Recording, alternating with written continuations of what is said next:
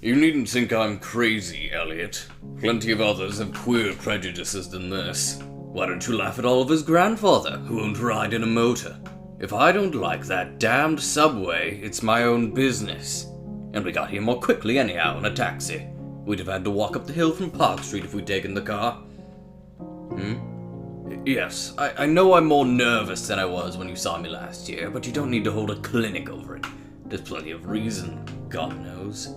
And I fancy I'm lucky to be sane at all. Why the third degree? You didn't used to be so inquisitive. Well, if you must hear it, and I don't know why you shouldn't. Maybe you ought to, anyhow. For you kept writing me like a grieved parent when you heard I'd begun to cut the art club and keep away from Pickman. Now that he's disappeared, I go round to the club once in a while. But my nerves aren't what they were. No, I don't know what's become of Pickman. And I don't like to guess. You might have surmised I had some inside information when I dropped him, and that's why I don't want to think about where he's gone. Let the police find what they can. It won't be much, judging by the fact that they don't know about the old North End place he hired under the name of Peters. I'm not sure that I could find it again myself. Not that I'd ever even try, even in broad daylight. Yes, I do know, or am afraid I know, why he maintained it. I'm coming to that. And I think you'll understand before I'm through why I don't tell the police. They would ask me to guide them. But I couldn't go back there, even if I knew the way. There was something there. And now I can't use the subway, or, and you may as well have your laugh at this too, go down into cellars anymore. I should think you'd have known I didn't drop Pickman for the same silly reasons that fussy old women like Dr. Reed or Joe Minot or Bosworth did. Morbid art doesn't shock me. And when a man has the genius Pickman had, I feel it an honor to know him, no matter what direction his work takes. Boston never had a greater painter than Richard Upton Pickman. I said it at first, and I say it still. And I never swerved an inch either, when he showed that ghoul feeding. That, you remember, was when Minot cut him. You know, it takes profound art and profound insight into nature to turn out stuff like Pickman's. Let's see. It's like how any magazine cover hack can splash paint around wildly and call it a nightmare or a witch's Sabbath or a portrait of the devil.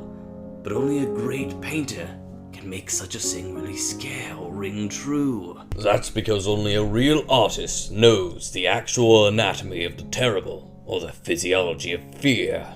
The exact sorts of lines and proportions that connect up with latent instincts or hereditary memories of fright. And the proper color contrasts and lighting effects to stir the dormant sense of strangeness. I don't have to tell you why a Fuseli really brings a shiver, whilst a cheap ghost story, frontispiece, merely makes us laugh. There's something those fellows catch, beyond life, that they're able to make us catch for just a second. Doré had it, Sim had it, Angarola of Chicago has it, and Pickman had it like no man has ever had it before. Oh, I hope to heaven ever will again. Don't ask me what it is they see. You know, in ordinary art, there's all the difference in the world between the vital, breathing things drawn from nature or models and the artificial truck that commercial small fry reel off in a bare studio by rule. I should say that the really weird artist has a kind of vision which makes models, or summons up what amounts to actual scenes from the spectral world he lives in. Anyhow, he manages to turn out results that differ from the pretender's mince pie dreams in about the same way that a life painter's results differ from the concoctions of a correspondence school cartoonist. If I'd ever seen what Pickman saw. But no, here, let's have a drink before we get any deeper. God, I wouldn't be alive if I'd ever seen what that man, if he was a man, saw.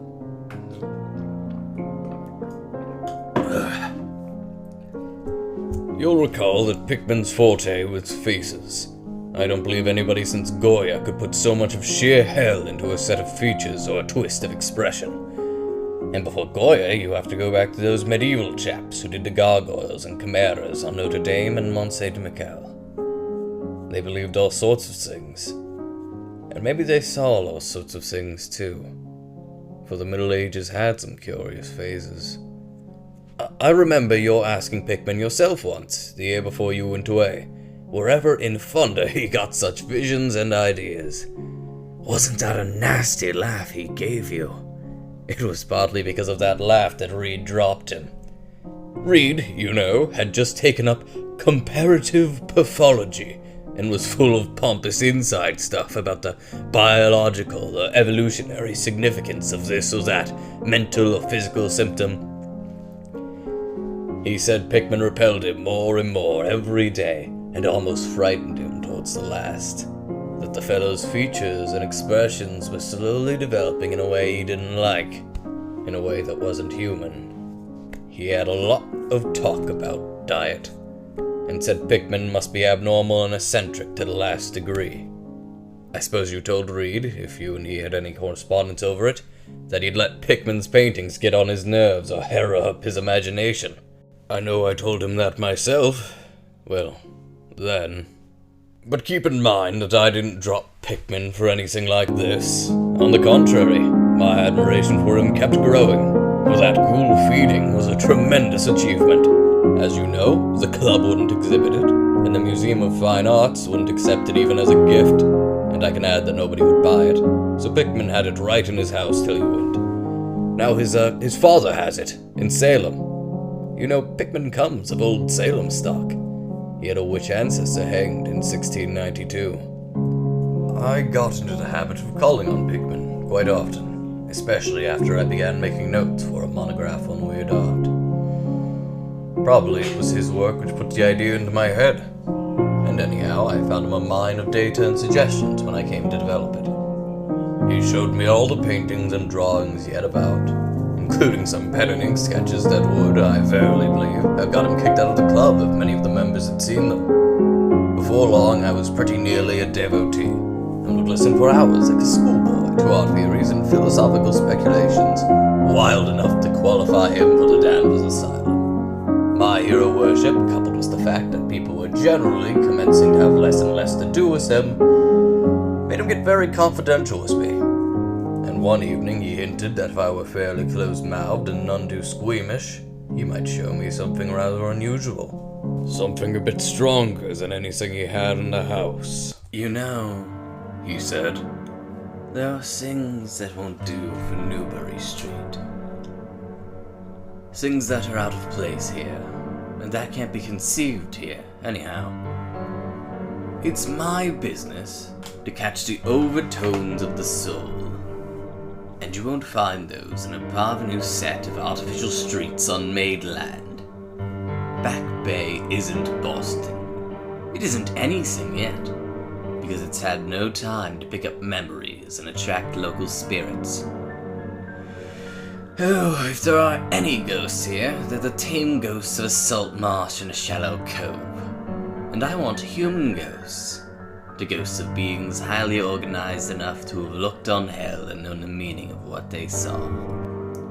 The place for an artist to live is the North End. If any aesthete were sincere, he'd put up with the slums for the sake of the mass traditions. God, man! Don't you realize that places like that weren't merely made, but actually grew? Generation after generation lived and felt and died there. And in days when people weren't afraid to actually live and feel and die. Don't you know there was a mill on Copp's Hill back in 1632, and that half the present streets were laid out by 1650? I can show you houses that have stood 2 centuries and a half and more. Houses that have witnessed what would make a modern home crumble into powder. Yes, what do moderns know of life and the forces behind it? You could call the Salem witchcraft a delusion, but I'll wager my 4 times great-grandmother could have told you things. They hanged her on Gallows Hill, with Cotton Mather looking sanctimoniously on. Mather, damn him, was afraid somebody might succeed in kicking free of this accursed cage of monotony. I wish someone had laid a spell on him, or sucked his blood in the night. I can show you a house he lived in, and I can show you another one he was afraid to enter in in spite of all his fine, bold talk. He knew things you wouldn't dare put into that stupid Magnalia, or the Pure Isle, wonders of the invisible world. Look here. Do you know the whole North End once had a set of tunnels that kept certain people in touch with each other's houses, and the burying ground, and the sea? Let them prosecute and persecute above ground. Things went on every day that they couldn't reach. And voices laughed at night that they couldn't place. Why, man, after 10 surviving houses built before 1700 and not moved since, I'll wager that in 8 I can show you something queer in the cellar. There's hardly a month that you don't read of workmen finding bricked up arches and wells leading nowhere, in this or that old place as it comes down. You could see one near Henchman Street from the elevated last year. Oh yes, there were witches and what their spells summoned, pirates and what they brought in from the sea, smugglers, privateers, and I tell you, people knew how to live and how to enlarge the bounds of life. In the old times, this wasn't the only world a bold and wise man could know. And to think of today in contrast, with such pale pink brains that even a club of supposed artists gets shudders and convulsions if a picture goes beyond the feelings of a Beacon Street tea table. The only saving grace of the present is that it's too damn stupid to question the past very closely. What do maps and records of guidebooks tell you of the North End? Really tell you of the North End? With a guess, I could lead you to 30 or 40 alleys and networks north of Prince Street that aren't suspected by 10 living beings outside of the foreigners that swarm them. And what do those plebeians know of their meaning? No, Turbo. These ancient places are dreaming gorgeously and overflowing with wonder and terror and escapes from the commonplace, and yet there's not a single living soul to understand or profit by them. Or, well, rather, I suppose there is a single living soul, for I haven't been digging around in the past for nothing.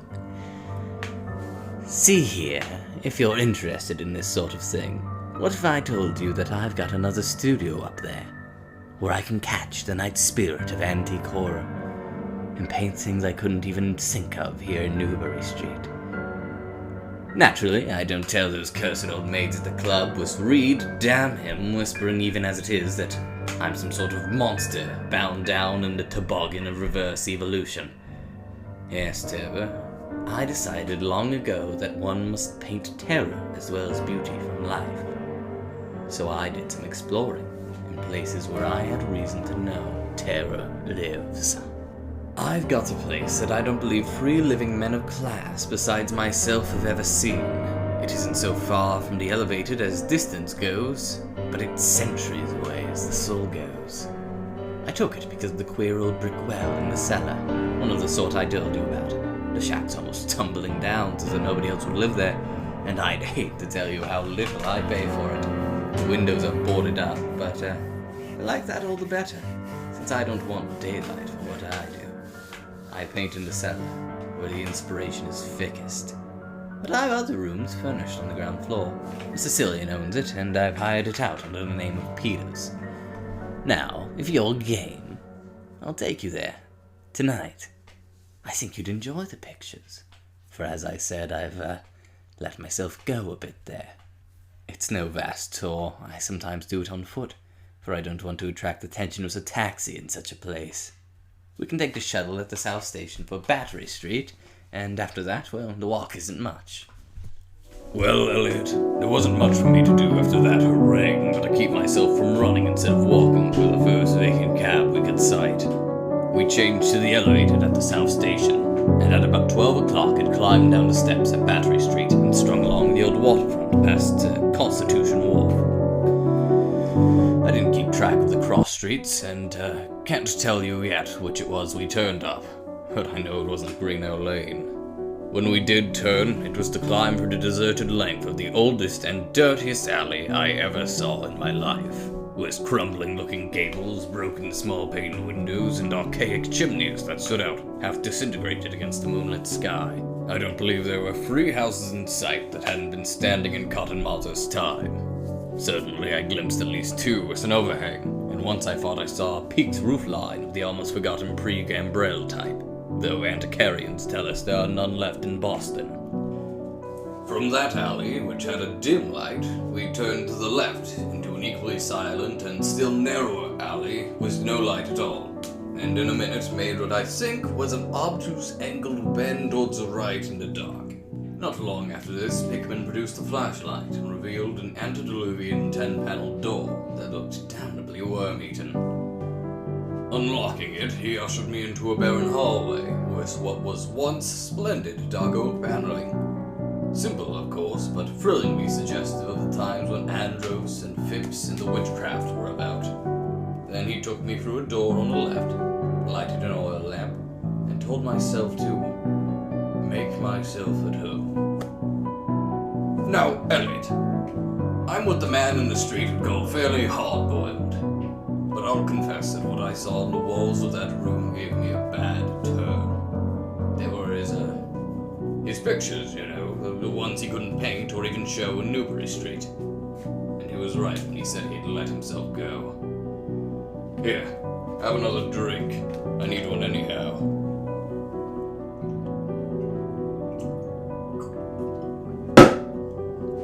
No. There's no use in my trying to tell you what they were like, because the awful, the blasphemous horror, the unbelievable loathsomeness, and the moral forward tour came from simple touches quite beyond the power of words to classify. There was none of the exotic technique you see in Sydney Simay, none of the Transitonian landscapes at Luna Fungi that Clark Ashton Smith uses to freeze the blood. The backgrounds were mostly just old churchyards or deep woods, cliffs by the sea, brick tunnels, ancient paneled rooms, or just simple vaults of masonry.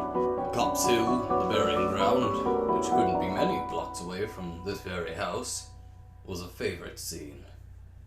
The madness and monstrosity lay in the figures of the foreground, for Pickman's morbid art was preeminently one of demonic portraiture.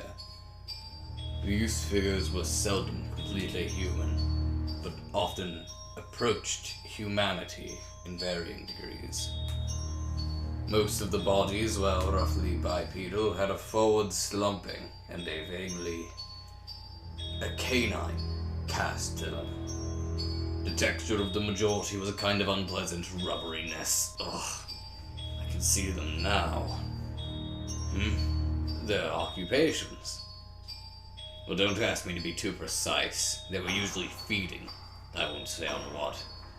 They were sometimes shown in groups in cemeteries or underground passages, and often appeared to be in battle over their prey, or rather their treasure trove. And what damnable expressiveness Pickman sometimes gave the sightless faces of their charnel booty. Occasionally the things were shown leaping through open windows at night, or squatting on the chests of sleepers, worrying at their throats. One canvas showed a ring of them, baying about a hanged witch on Gallows Hill, whose dead face held a close kinship to theirs. Oh, but okay. But don't get the idea that it was all this hideous business of theme and setting which struck me fate. I'm not a 3-year-old kid, and I've seen much like this before. It was the faces, Elliot. Those accursed faces that leered and slavered out of the canvas with the very breath of life. By God, man, I verily believe they were alive. That nauseous wizard had waked the fires of hell in pigment, and his brush had been a nightmare-spawning wand. Give me that decanter, Elliot!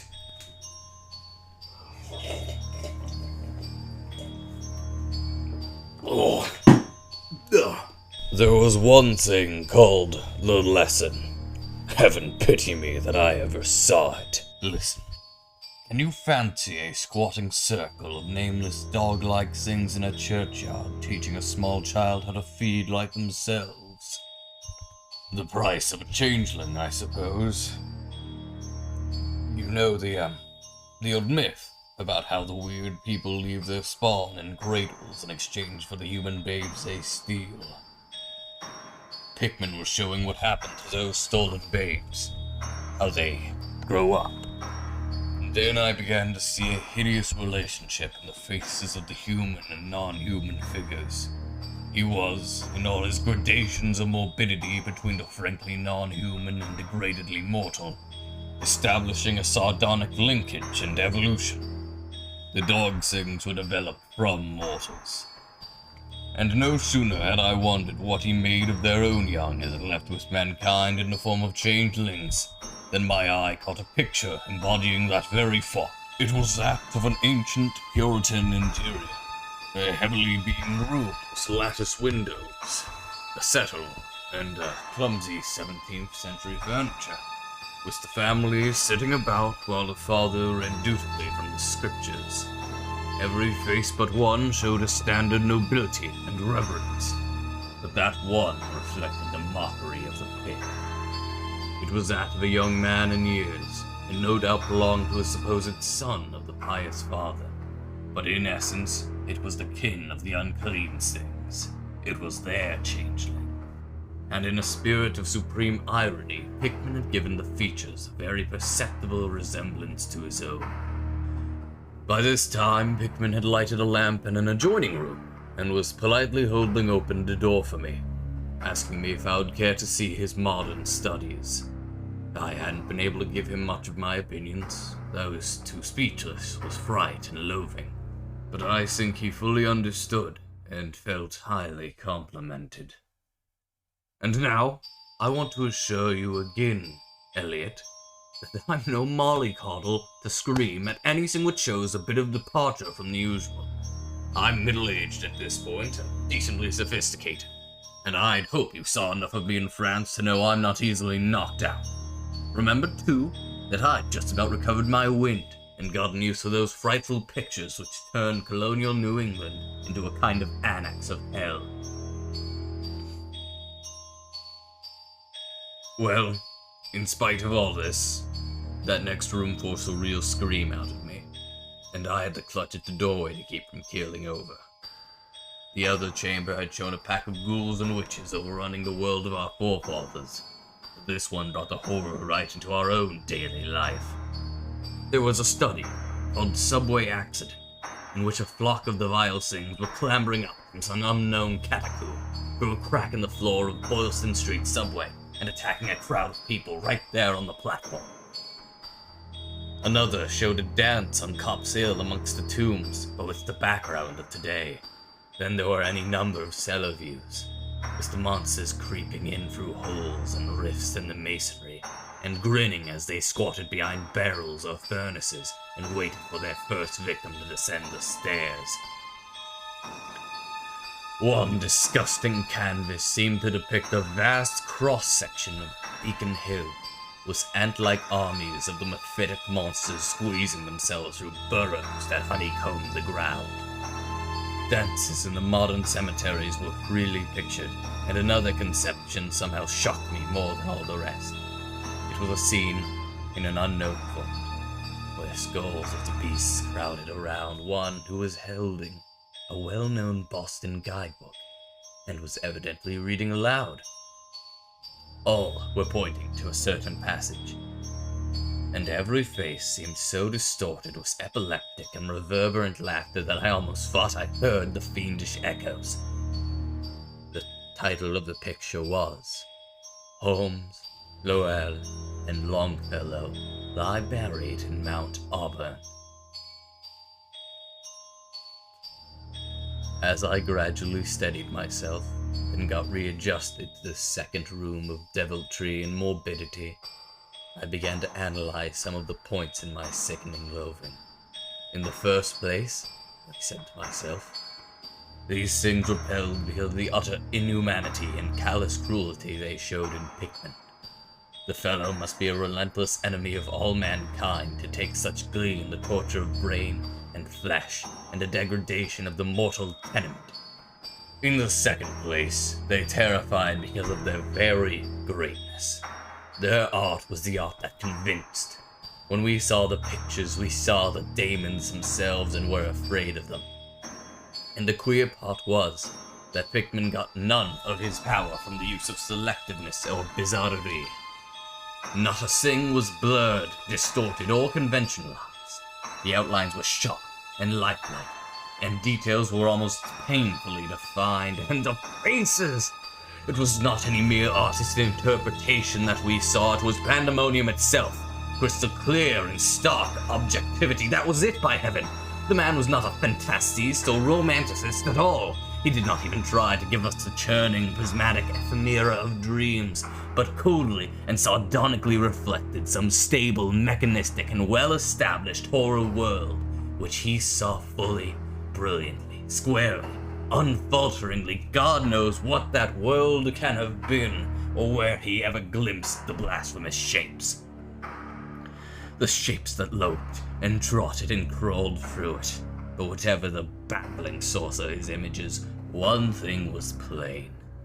Pickman was, in every sense, in conception and in execution, a thorough, painstaking, and almost scientific realist. My host was now leading the way down cellar to his actual studio, and I braced myself for some hellish effects amongst the unfinished canvases. As we reached the bottom of the damp stairs, he turned his flashlight to a corner of the large open space at hand, revealing the circular brick curve of what was evidently a great well in the earthen floor. We walked nearer, and I saw it must be 5 feet across, with walls a good foot thick and some 6 inches above the ground level. Solid work of the 17th century, or I was much mistaken. That, Pickman said, was the kind of thing he had been talking about. A mere aperture of the network of tunnels that used to undermine the hills. I noticed idly that it did not seem to be bricked up, and that a heavy disc of wood formed the apparent cover. Thinking of the things this well must have been connected with,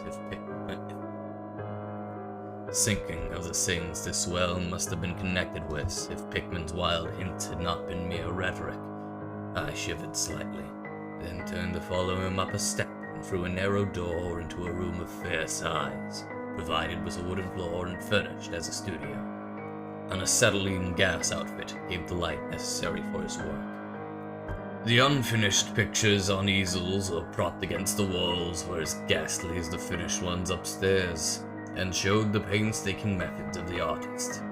Themes were blocked out with extreme care, and penciled guidelines told of the minute exactitude which Pickman used in getting the right perspective and proportions. The man was great. Say it even now, knowing as much as I do.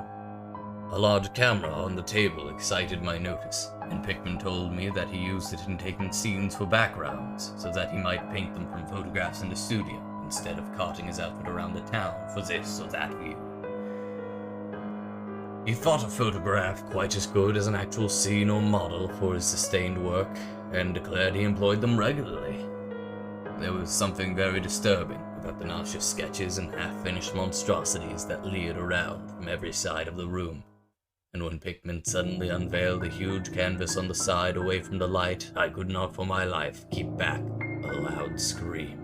The second I had admitted that night, it echoed and echoed through the dim vaultings of that ancient and nitrous cellar, and I had to choke back a flood of reaction that threatened to burst out as hysterical laughter. Merciful creator, Elliot, but I don't know how much was real and how much was feverish fancy. It didn't seem to me that Earth could hold a dream like that. It was a colossal and nameless blasphemy with glaring red eyes, and it held in bony claws a thing that had been a man, gnawing at the head as a child nibbles at a stick of candy. Its position was a kind of crouch, and as one looked, one felt that at any moment it might drop its present prey and seek a juicier morsel. But damn it all, it wasn't even the fiendish subject that made it such an immortal fountainhead of all panic. Not that, nor the dog face with its pointed ears, its bloodshot eyes, its flat nose and drooling lips. It wasn't the scaly claws, nor the mole-caked body, nor the half-hooved feet. None of these, though any one of them might as well have driven an excitable man to madness. It was that technique, Elliot. The cursed, the impious, the unnatural technique. As I am a living being, I never elsewhere saw the actual breath of life so fused into a canvas. The monster was there. It glared and gnawed and glared, and I knew that only a suspension of nature's laws could ever let a man paint a thing like that without a model, without some glimpse of the netherworld which no mortal unsold to the fiend has ever had. Pinned with a thumbtack to a vacant part of the canvas was a piece of paper now badly curled up. Probably, I thought, a photograph from which Pickman meant to paint a background as hideous as the nightmare it was to enhance. I reached out to uncurl and look at it, when suddenly I saw Pickman start, as if shot. He had been listening with peculiar intensity ever since my shocked scream had waked unaccustomed echoes in the dark cellar, and now he seemed struck with a fright which, though not comparable to my own, had in it more of the physical than of the spiritual. He drew a revolver and motioned me to silence. Then he stepped out into the main cellar and closed the door behind him.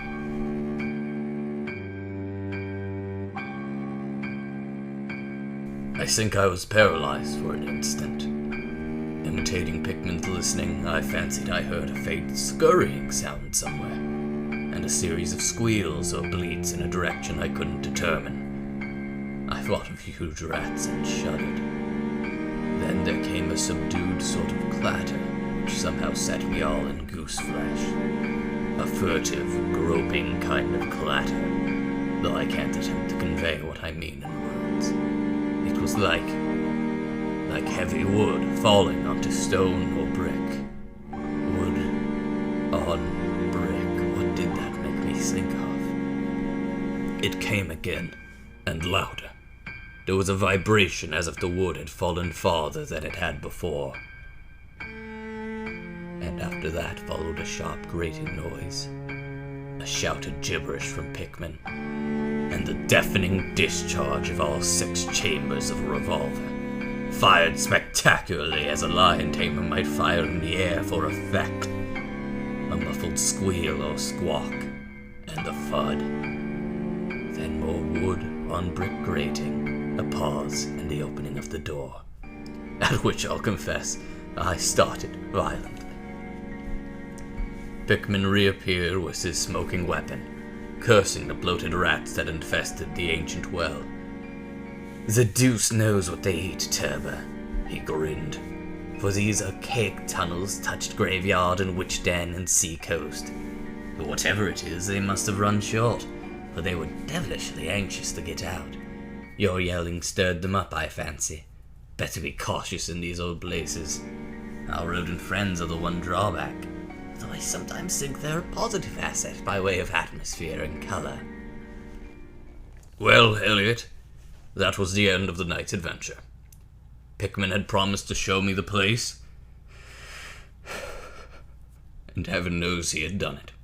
He led me out of that tangle of alleys in a whole nother direction, for when we sighted the lamppost, we were in a half-familiar street with monotonous rows of mingled tenement blocks and old houses.